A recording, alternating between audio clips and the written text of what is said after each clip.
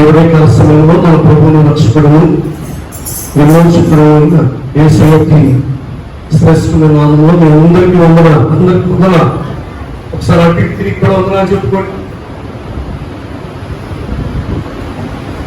ఎవరైనా మనందరం కలిసి ప్రభుని ఆరాధించడానికి ఒక మంచి అవకాశాన్ని దేవుడు మనకు గ్రహించారు. ఎవరైనా మన ధ్యానం నిమిత్తమై పరిశుద్ధ గ్రంథం బైబిల్లో ఉంది. కీర్తనల గ్రంథం 51వ కీర్తన. దయచేసి లోపల ఖాళీ ఉంది,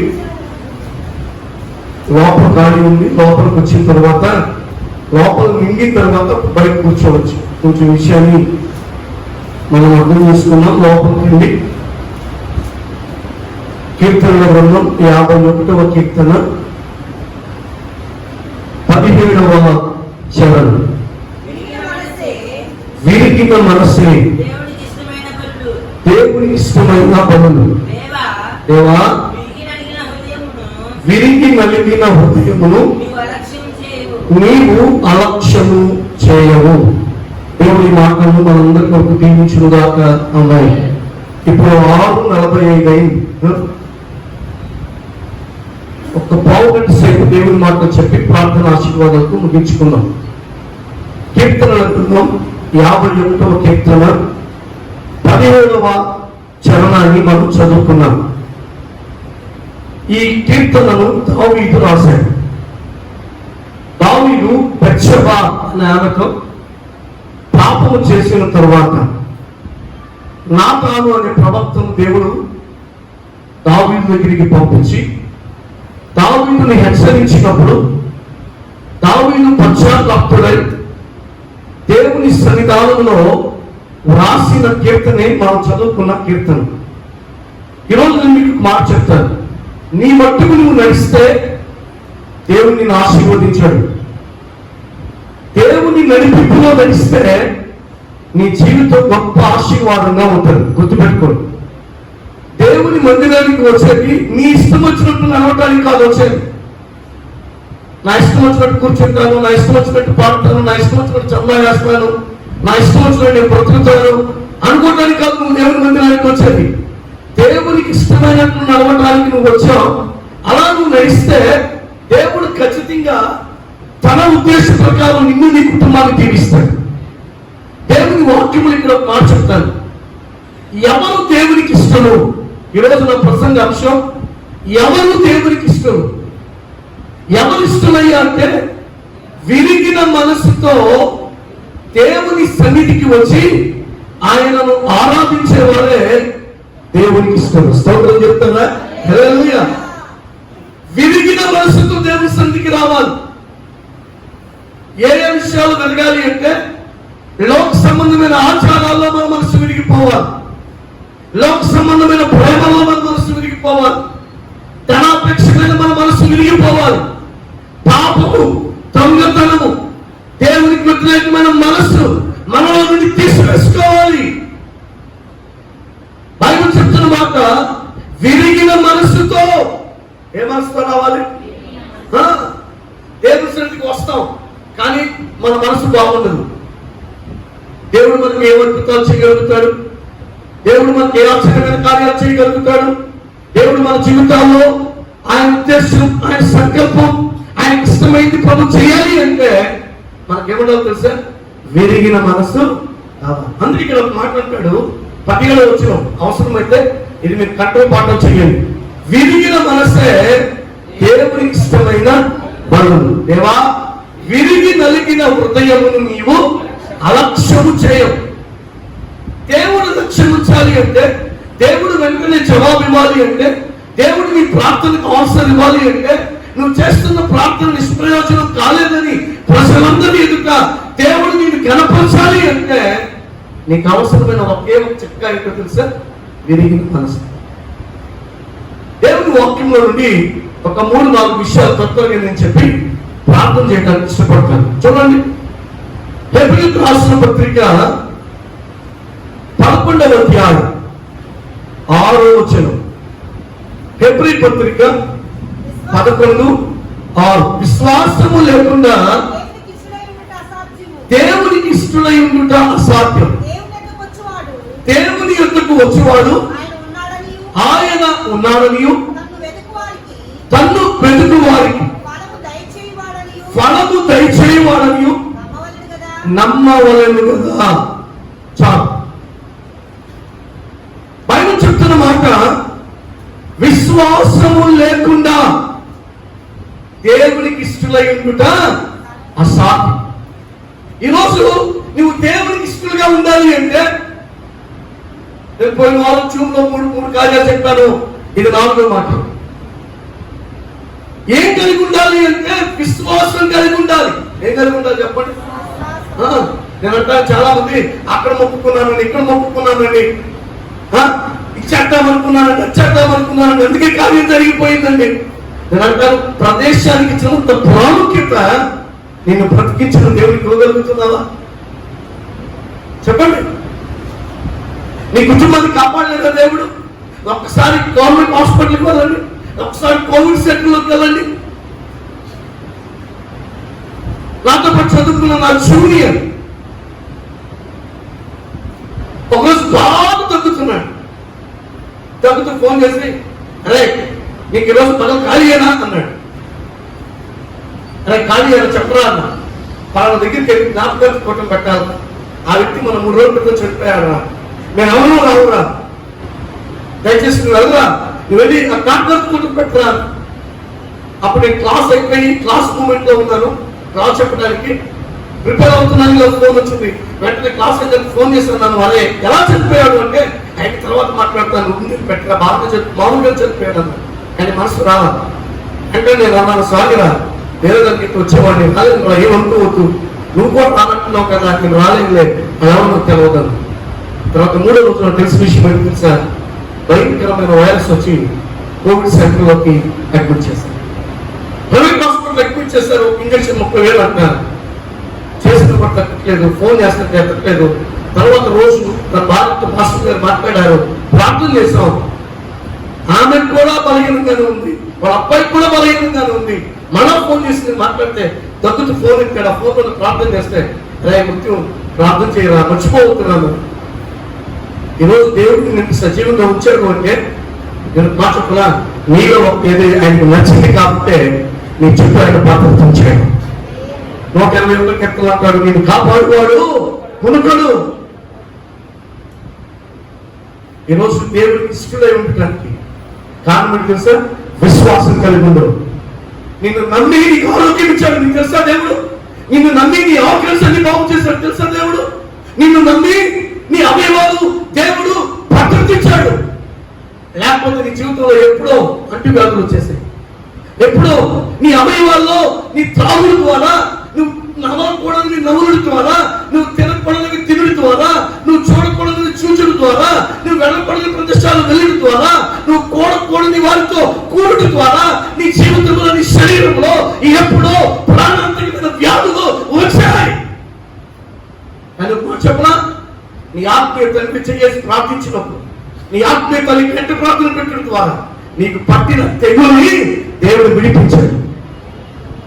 గుర్తుపెట్టుకో, ఈరోజు మా జోబులు పెట్టడానికి కాదు నువ్వు ముందులోనికి వచ్చేది.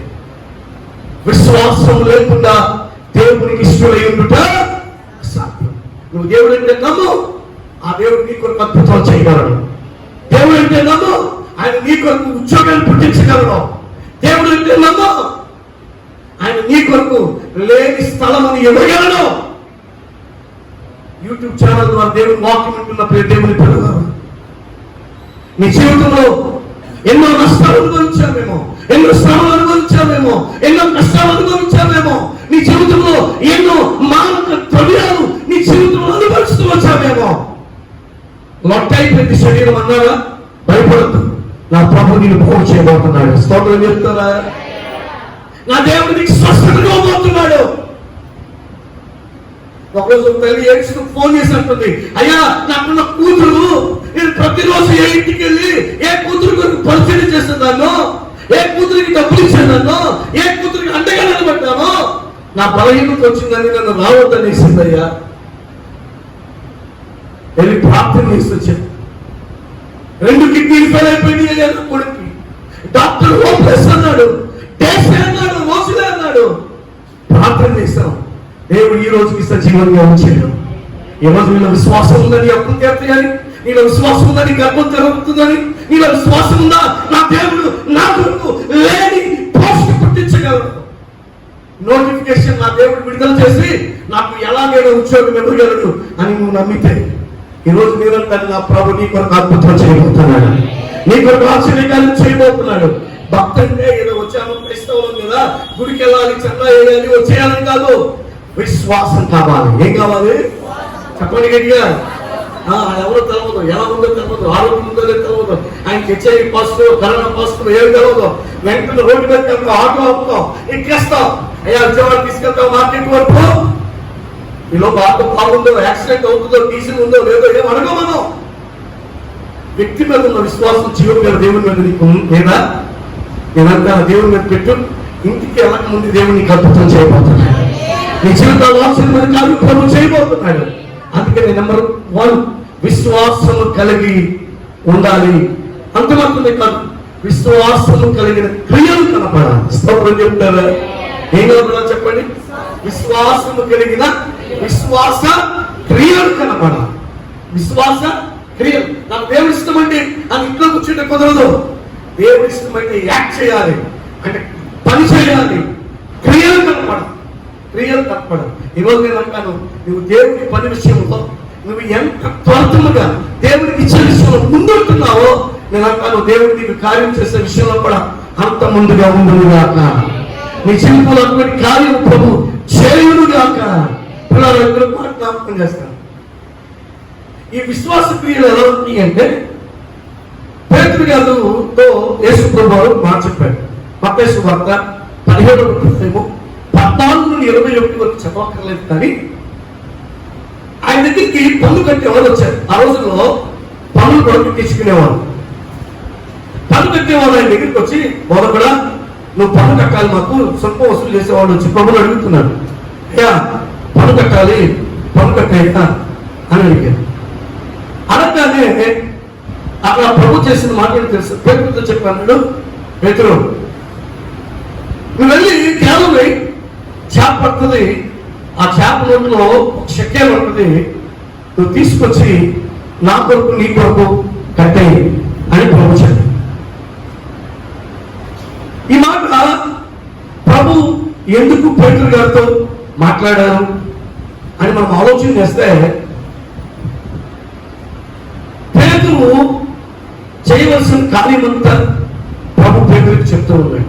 ఈరోజు మనం కూడా దేవుని దగ్గరికి వచ్చిన మనం దేవునికి హృదయం ఇచ్చామండి అంటే మాత్రమే కాదు, సమయం ఇచ్చామండి అంటే మాత్రమే కాదు, మనకు కలిగిన వనరులు కూడా దేవునికి మనం ఇవ్వాలి. స్తోత్రం చెప్తారా? నేను అంటాను, ఏదైనా కట్టాల్సి వస్తే ఆ బకాయి గారు మిగిలిపోతుంది. అలాగే దేవునికి ఇచ్చే విషయంలో కూడా నువ్వు ఆపేసే అనుకోండి, నీ కార్యం జరగటానికి బదులు ఆ బకాయి కనపడుతుంది దేవుని దగ్గర. దేవుడు నీకు ఒక అద్భుతమైన కార్యం చేయాలని ఆశపడితే ఆ దేవునికి నువ్వు చెల్లించవలసింది వెళ్ళి అడ్డుపడుతుంది. ఇదిగో నువ్వు ఎన్నిసార్లు ప్రేరేపించిన, ఎన్నిసార్లు అద్భుతం చేసినా, ఎన్నిసార్లు చేసినా ఆ వ్యక్తిని చెల్లించరా, నువ్వు ఎలా కార్యం చేస్తావు? ఈరోజు మనం అనుకుంటాం, ఇక్కడ నా కార్యం జరుగుతుంది, అక్కడ కార్యం జరుగుతుంది, ఇక్కడ కార్యం జరుగుతుంది. కాదు, బైబిల్ చెప్తుంది విశ్వాసం క్రియలు మనం చేసినప్పుడే దేవునికి ఇష్టడుగా ఉంటాం. ఇంకొక విషయాన్ని నేను మీకు జ్ఞాపకం చేస్తాను. చూడండి, ఫిలిప్పీ రాసిన పత్రిక 4వ అధ్యాయం 18వ వచనం చదవండి. 180వ పేజీ. నాకు సమస్తమును సమృద్ధిగా కలిగి ఉన్నది. మీరు పంపిన వస్తువులు ఎఫాఫ్రోదీతు వలన పుచ్చుకొని ఏమీ తక్కువ లేక విన్నాను. అవి జాగ్రత్తగా విన్నాను. అవి మనోహరమైన సువాసనయు దేవునికి ప్రీతికరమును ఇష్టమునైన యాగమునాయే ఉన్నవి. వినండి జాగ్రత్త. ఇక్కడ అపోస్తలుడైన పౌలు గారు ఫిలిప్పీ సంఘానికి రాస్తూ ఒక మాట అంటాడు, నాకు సమస్తము సమృద్ధిగా ఉన్నాయి. ఎలా ఉన్నాయంట? సమృద్ధిగా ఉన్నాయి. నాకేది లోటు లేదు, నాకేది కొరత లేదు, నేనేది కూడా లేనితో లేదు, అన్ని బాగానే ఉన్నాయి. మీరు పంపిన వస్తువులు ఎఫోప్రోదేట్ వలన నాకు వచ్చాయి, కానీ అవి ఎలా ఉన్నాయో తెలుసా? మీ బైబిల్ ఆ మాట అండర్లైన్ చేయండి. అవి మనోహరమైనవి, సువాసనయు, దేవునికి ప్రీతికరమునై ఇష్టమునైన యాగములైనవి. వినండి జాగ్రత్త. దేవునికి ఇష్టమును, ప్రీతికరమును, మనోహరమును, సువాసననిచ్చే యాగాలంట. స్తోత్రం చెప్తారా? నేను మీకు ఒక ఇలిస్ట్రేషన్ చూపిస్తాను. చిత్రంగా ఇలిస్ట్రేషన్ చూపిస్తాను. నేను ఇది 500 కదా, ఎంతది? 500. ఇదంతా 200. ఈ అమ్మాయి ప్రార్థన చేయక దేవుడు నాకు ఇచ్చిన పిల్ల. చూడండి, ఈ రెండింటిలో నీకు ఏది ఇష్టం, ఏది కావాలి? విన్నారా? ఒక సాధారణమైన జీవితం జీవించున్న పిల్ల ఏమంటే అప్పుడప్పుడు అమ్మతో బయటకు వెళ్తా ఉంటాంటే నా దగ్గరికి వచ్చి బలే వేసి పెడుతున్నాను, బలే లౌకికం చేస్తాను. ఇలా పెట్టి నాకు కొంత పెట్ట ఇవ్వా అంటారు. సరే ఎక్కువ 100 రూపాయలు తీసిస్తే చాలు అంటారు. వెంటనే 200 రూపాయలు కాగితాలు నేను ఆదివారం చందా కట్టిన ఎప్పుడు దాచుకుంటాను. వెంటనే గమవా ఈ 200 రూపాయలు ఒకేలా 2 ముద్దులు చెమట్లో ఉన్నా చిట్టుగా ఉన్నా పెట్టేసరికి నేను ఎక్స్పెక్ట్ చేశాను 200 ఇస్తామని. థ్యాంక్ యూ అంటుంది. చూసాను. ఇప్పుడు 500 200 రెండు ఇస్తే ఏది ఇస్తుంది చెప్పండి? ఇప్పుడు 500 కేవలం మాంసం కొట్టే చాలా ఆయన పండుగ కదా. లేక అమ్మ మధ్యలో వస్తాడు, ఆదివారం కదా నేను బిర్యానీ చేసి పెట్టాలి కదా, లేకపోతే నన్ను చెడేసింది అది చేసింది మా ఆంటీ గారు ఉన్నారు ఆమె కదా నేను లడ్డూలు కనిపెట్టాలని ఉందా? ఈ రెండింటిలో ఏ కాగితం ఇష్టమో ఆ కాగితం మీద మన మనసు ఉంది. అవునా? Thank you. కూర్చోండి. అలాగే ఈరోజు నేను అంటాను, దేవునికి నీ జీవితంలో ఏది విలువైందో అది నీకు ఇస్తేనే దేవునికి ఇష్టం. స్తోత్రం చెప్తారా? నువ్వు దేవునికి దేనికి ఎక్కువ ప్రాధాన్యత ఇస్తున్నావో, దేనికి ఎక్కువ టైం స్పెండ్ చేస్తున్నావో, దేని మీద ఎక్కువ నువ్వు లక్ష్యం ఉంచుతున్నావో, అది సమయమే అవ్వచ్చు, అది దుప్పే అవ్వచ్చు, అది ఆరోగ్యమే అవ్వచ్చు, అది భద్రత అవ్వచ్చు, అది మనుషులే అవ్వచ్చు, వాటి గుర్తుపెట్టుకో. అమ్మ కుర్చీలు జరపద్దు. అది ఏదైనా కానివ్వండి, నువ్వు ఏది ఎక్కువగా ప్రాధాన్యత ఇస్తున్నావో దాన్ని ఎవరికి వాళ్ళు తెలుసా? నువ్వు దేవునికి ఇవ్వాలి. నేను అంటాను, ఎన్ని గంటల కాలంలో ఎన్ని గంటలకు వస్తున్నావు? దేవుడు ఎక్కడ భయం ఉందా? దేవుడి సన్నిధి అంటే నీకు లక్ష్యం ఉందా? బైబిల్ చెప్తున్న మాట, దేవునికి ఇష్టమైనది, దేవునికి ప్రీతికరమైనది, దేవునికి సజీవమైనది, దేవునికి ఇష్టమైనది నీ హృదయం. నీ హృదయం కంటకాలం దేవునికి ఇచ్చి, దేవుడు నిన్ను రోగం నుండి తప్పించాడు, కానీ ముందు మానలేవా? దేవుడు నిన్ను బలహీనత నుండి తప్పించాడు, ఆ వ్యభిచార పాపం మానలేవా? ఆ దొంగతనం మానలేవా? దొంగతనం ఇళ్లలోకి వెళ్ళి కన్నం చేయకల్లా. దేవుడికి సమయం ఇవ్వకుండా ఉంటుంది దొంగతనమే, దేవుడికి దశభాగం ఇవ్వకుండా ఉంటుంది దొంగతనమే, దేవుడికి కృతజ్ఞత మృక్కుబడి కాలకు చెల్లించకపోవడం దొంగతనమే. ఏమన్నా నువ్వు ఎన్నో పెట్టి భోజనం పెట్టుకుంటాను పెట్టావా? దేవుడికి భోజనం తక్కువ ఏర్పడలేదు. శ్యామ్ ఎప్పుడైతే 10th పాస్ అయ్యాడు, అయిపోయింది, ప్రమోట్ అయిపోయాడు అనగానే ప్రభు ఆరాధన పెట్టగానే మేము చెల్లిస్తామయ్యా. కోరికలు అన్ని చోట్ల నేను ఆరాధనలు చెల్లించేశాను. నాకు బైబిల్ చెప్తున్న మాట సజీవమైన అర్పణ. నీ అర్పణ దేవునికి ఇష్టం పుట్టాలి. స్తోత్రం చెప్తారా? దేవుడికి ఏం పుట్టాలి చెప్పండి? నేను చెప్పనా? అన్నదమ్ములు ఉన్నారు, ఒక తల్లికి పుట్టిన తర్వాత ఎవరు? కయ్యూను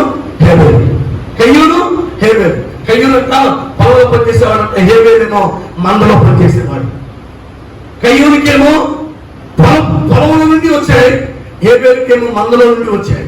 కయ్యూనేమో పుష్పల్ని తీసుకొచ్చాడు, హేబేలేమో శ్రేష్టమైన జంతువులు, శ్రేష్టమైన గొర్రెలను, శ్రేష్టమైన లేకపోటుని తీసుకొచ్చి బలిపెట్ట మీద పెట్టి అర్పించాడు. ఎవరు అర్పణ దేవుడు అంగీకరించాడండి? హేబేలు అర్పణ దేవుడు అంగీకరించాడు. చిన్న చూపు చూస్తాడు కయ్యం, అక్కడే చెప్పేస్తాడు ఏమని. కానీ ఆ స్వరము, ఆ రక్తం అంట దేవుడికి మొరపెట్టి కయ్యని శాపగ్రస్తుడిగా మార్చేశాం. ఈరోజు ఎన్నిసార్లు కూడుకుంటాం, ఎన్నిసార్లు అసూయ చెందుతాం, ఎన్నిసార్లు నీ ఇష్టం వచ్చినట్టు నాలుగు పడేసుకుని మాట్లాడి దేవుని శాపాన్ని నీ ఇంటి మీదకి మోసుకుంటాం. ఈరోజు దేవునికి ఇష్టమైనది చేయి. పౌలు గారు ఫిలిప్పీ సంఘానికి రాస్తూ అంటాడు, అవి మనోహరమును సువాసనయు దేవునికి ప్రీతికరమును ఇష్టమునైన యాగమునై ఉన్నది. ఈరోజు నేను చెప్తున్నా, నువ్వు ఇంటికా నుండి సిద్ధపడి వచ్చినప్పుడే నువ్వు ఎంత కానుక ఇవ్వాలని ఆశపడుతున్నావో ఆ కవులకే నీ పట్ల కార్యము చేయడానికి సిద్ధంగా ఉంది. ఈరోజు జాగ్రత్త, నువ్వు ఇచ్చేదాన్ని బట్టి ప్రభు నిన్ను తీపిస్తాడు. ఇంకో మాట చెప్తాను, బైబిల్ గ్రంథంలో ఎలూదియా అనే ఒక స్త్రీ ఉంది. ఆమె ఊదా చెప్పాలని పిల్లరా, ఆమె ఊదా రంగు పొడి అమ్ముకున్న వ్యక్తి, అమ్ముకున్న బ్రతికే వ్యక్తి. ఆమె దేవునికి ఉదయాన్ని ఇచ్చింది పిల్లరా. ఆమె ద్వారా పిల్లరా ఈ సంఘం కట్టబడింది. స్తోత్రం చెప్తారా? ఆమె నమ్మకంగా మాస్కోనియా దగ్గర ఓదారంగా అమ్మిన వ్యక్తి ఆమె పిల్లరా. సంఘం కట్టబడటానికి కారణం ఆమె చేస్తాలో ఉంది. సువార్తను పత్రికల కోసం పౌరులు రాసి పంపిస్తున్నప్పుడు ఉపకార ధర్మం చేశారు. ఈరోజు ఈ భయంకరమైన పరిస్థితుల మధ్యలో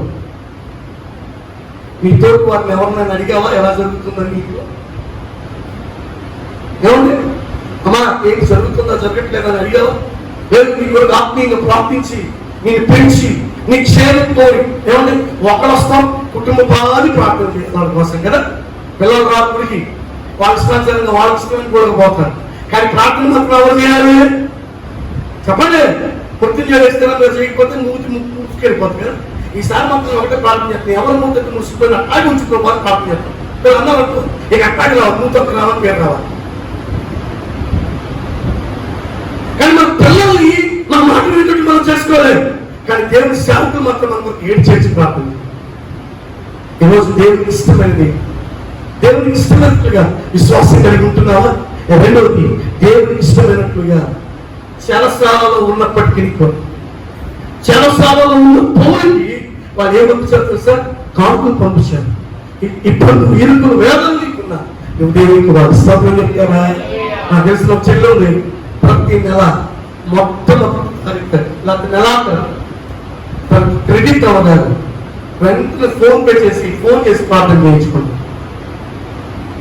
ఇందులో తల్లిగారు ఆ దూర ప్రాంతంలో ఉంటారు, ఎప్పుడో ఒకసారి వస్తా ఉంటారు. వారు కూడా ఈరోజు చాలా సంతోషం వారి మధ్యలో ఉంటుంటారు. మాకు తక్కువ ఏం కాదు చెప్పాను, పోయిన వారు ఆరాధన లేదు, కానీ కఠినమైన హృదయంతో దేవుడికి ఇచ్చాడు. ఈరోజు తక్కువే కాదు, నువ్వు పంపించే అర్పణ నువ్వు ఇవ్వలేకపోతున్నావు. కారణం తెలుసా? నీ అర్పణ ద్వారా నష్టం కలుగుతుందని దేవుడు ఆపేస్తున్నాడు. ఈరోజు పౌలు గారు చేస్తాలో ఉన్నప్పటికీ అంటున్నాడు, మీరు పంపించేది దేవుని ప్రీతికరంగా ఉన్నాయి. రాష్ట్రం పైన ఒక మాట చెప్పి నేను ప్రార్థన చేస్తాను. ఎవరు ఆయన ఇష్టం అవుతారు? సామెతల గ్రంథం 11వ అధ్యాయం 20వ వచనం. సామెతలు 11:20. నీతిమంతుని నలా. సామెతలు 11:20.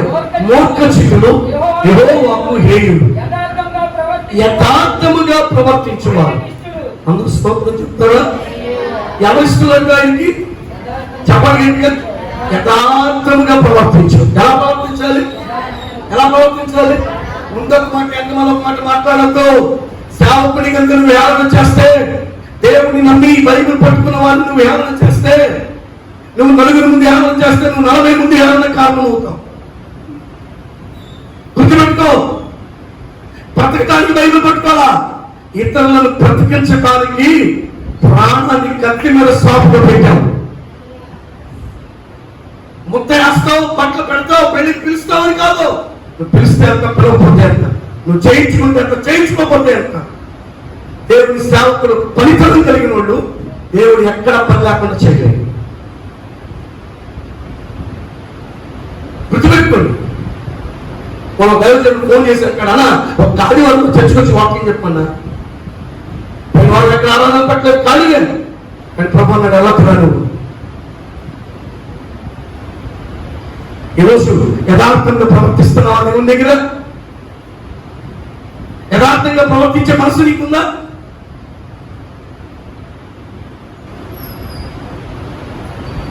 దేవుని సేవకుడు బాధపడ్డాడు అంటే దాని మూడి ఖచ్చితంగా నువ్వు అనుభవిస్తావు. ఈరోజు బైబిల్ చెప్తున్న మాట, యథార్థముగా ప్రవర్తించువారు ఆయన ఇష్టము. స్తోత్రం చెప్పండి గట్టిగా. ఒక మాట చెప్పమంటారా? కీర్తన గ్రంథంలో 34వ కీర్తనలో ఉంది, చదవక్కర్లేదు. 54వ కీర్తనలో 11వ చరణంలో అంటాడు, యథార్థముగా ప్రవర్తించే వారికి ఆయన ఏ మేలు చేయక మానడు. నువ్వు యథార్థంగా ప్రవర్తిస్తే, యథార్థమైన ప్రవర్తన నీలో ఉంటే, నీకు దేవునికి మధ్య ఏ తేడా లేకుండా ఉంటే, నీకు దేవునికి మధ్య ఏ అడ్డుబంధం లేకుండా ఉంటే, నేను అంటాను, నీతో 10 మంది ఉన్న వారు వ్యాధి అంటినా ప్రభుని కాకుండా చేస్తాడు. స్తోత్రం చెప్తారా? ఎందుకంటే నిన్ను కాపాడువాడు కొనుక్కడు ఇతరుడు. నిన్ను కాపాడే బాధ్యత, భద్రత ఎవరి చేతిలో ఉందనుకున్నారు? సౌలు రాజండి, దావీదు దొరుకుతా ఉన్నాడు. కానీ దావీదుకి సౌలు దొరికాడు తప్ప సౌలుకి దావీదు దొరికాడా? చెప్పండి. దావీదు సౌలే దావీదుకి దొరికాడు. ఈరోజు జ్ఞాపకం చేసుకో, నువ్వు ఆయన ఇష్టంగా ఉంటే చాలు. నీ యథార్థతను బట్టి నీకు తెలియకుండానే 3 పూట్ల దేవుడు పోషించేస్తాడు. నీ ప్రతి అవసరంతో ప్రభు తీరుస్తాడు. అందుకని అంటాడు, విరిగిన మనస్సు దేవునికి ఇష్టమైన దేవా, విరిగి నలిగిన మనస్సును నీవు అలక్ష్యము చేయువాడము కాదు. దేవుడు అలక్ష్యం చేయడు.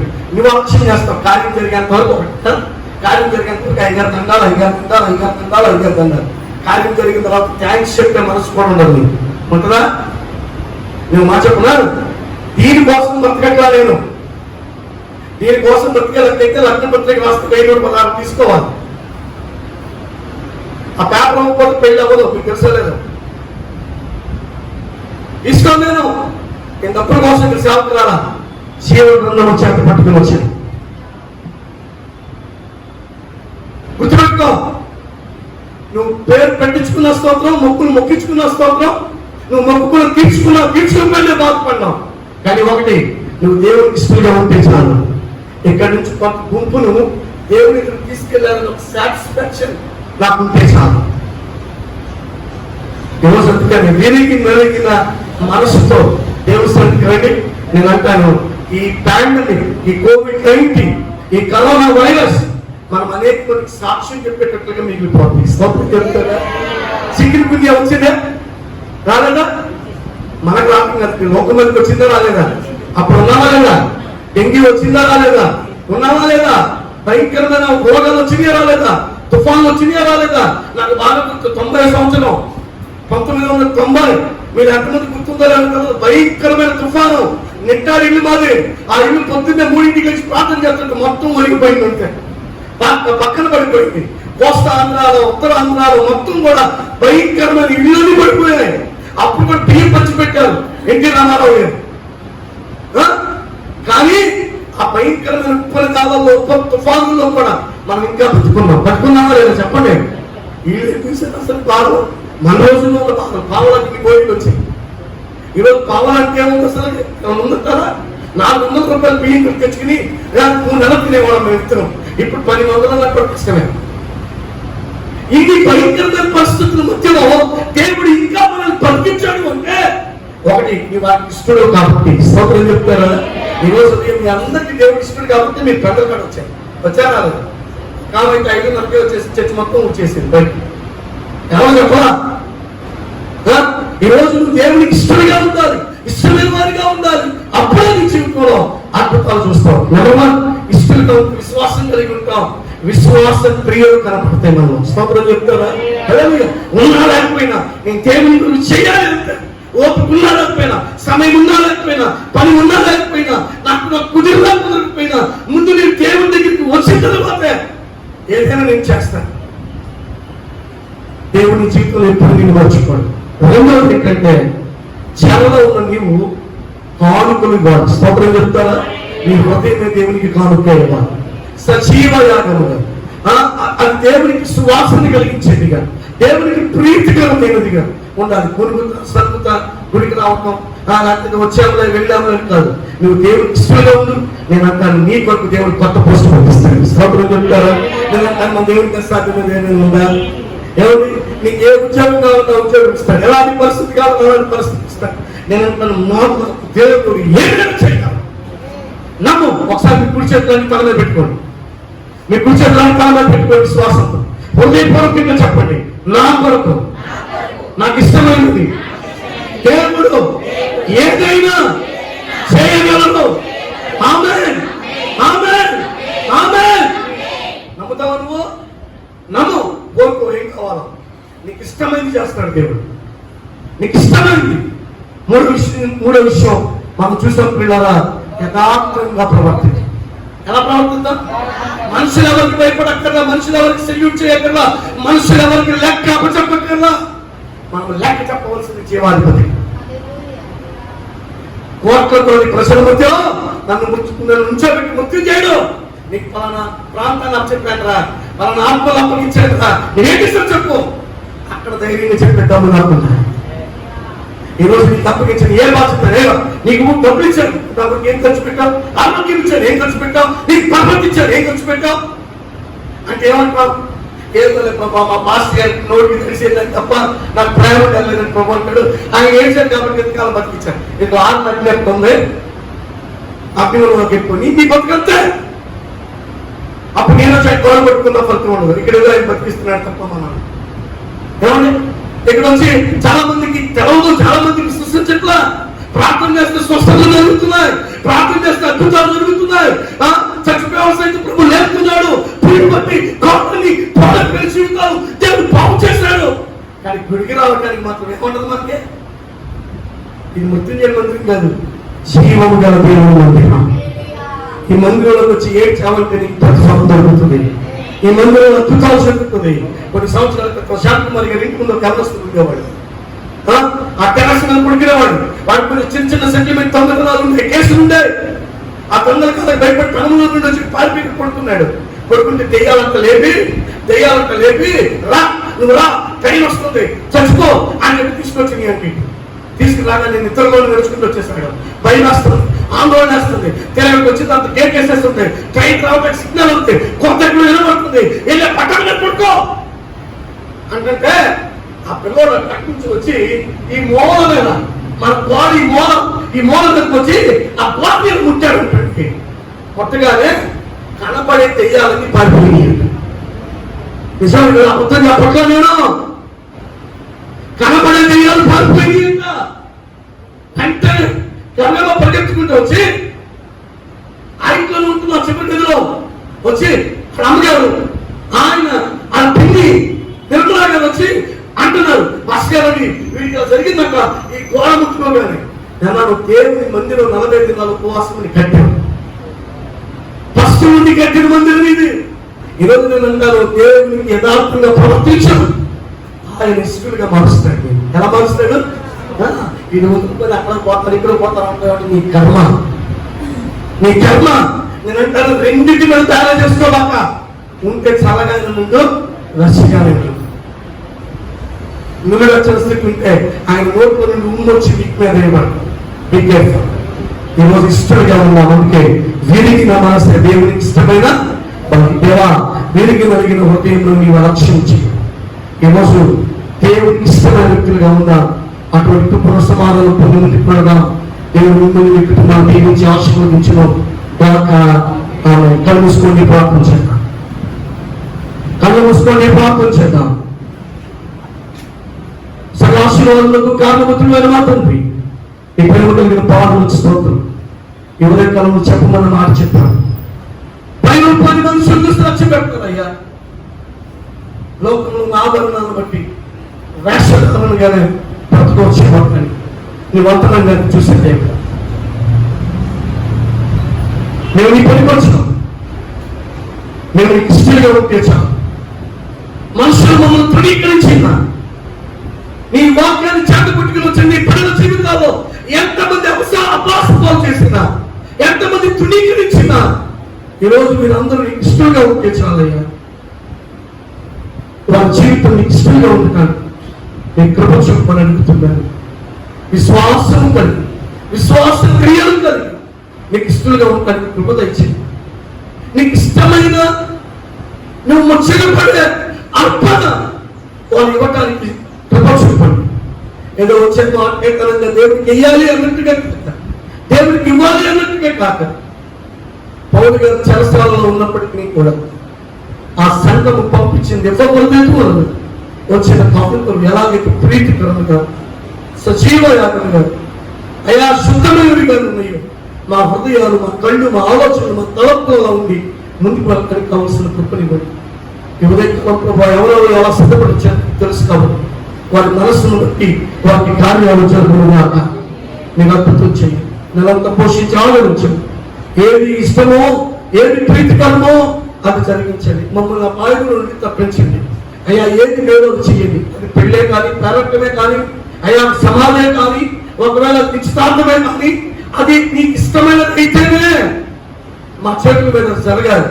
లేదంటే తప్పించబడుగాక నీ కృప చూపండి. మరుగుగా కార్యాలు చేయమని వచ్చిన ఈ పిల్లలందరినీ దీవించాను. ఇప్పుడు మళ్ళా జూన్లో ఆంజనేయ బాబు రక్తాలు చేతి ప్రజలు సువార్తను బోధిస్తుంది. మీరు మాకు తోడుండమని ఈ రోజు ఆ 2 చోట్ల ఆరాధనకు వెళ్ళొద్దు. ఆ ప్రాంత ప్రజల్ని కప్పగిస్తున్నారు. పోషించి ఆదరించుకుని చెప్పమని మేము ఇచ్చే అర్పణము మీ సేవాత్మని వాడుకోవాలి. మా ప్రపంచాన్ని, మా దేశాన్ని, మా రాష్ట్రాన్ని, మా జిల్లాను, తాడేపల్లి, మంగళగిరి, తుళ్ళూరు, తాడికొండ, దుగ్గిరాల ఈ 5 మండలాలను కప్పగిస్తున్నారు. రక్షించుకోగా ఈ మండలంలో ఉన్న గ్రామాల నుండి మా మందిరాలకు వచ్చును గాక. మీ ఆత్మకాన్ని మేము చూచడము గాక. మా ఇరుగు పొరుగు వారు, మా పేటల వారు ఎవరైతే చనిపోయారో వారి కుటుంబాలను ఓదార్చి మేలు చేయండి. ఏసునామమున పోయిన కష్టపడి కష్టాలను పోయిన నెల రావాల్సిన పెన్షన్ ఎవరైతే నెల వచ్చిందో వాళ్ళు అనుభవించి తప్పదించేయండి. ఏసునామమున అడుగుచున్నాం తండ్రి. ఆమేన్. కూర్చున్నాం.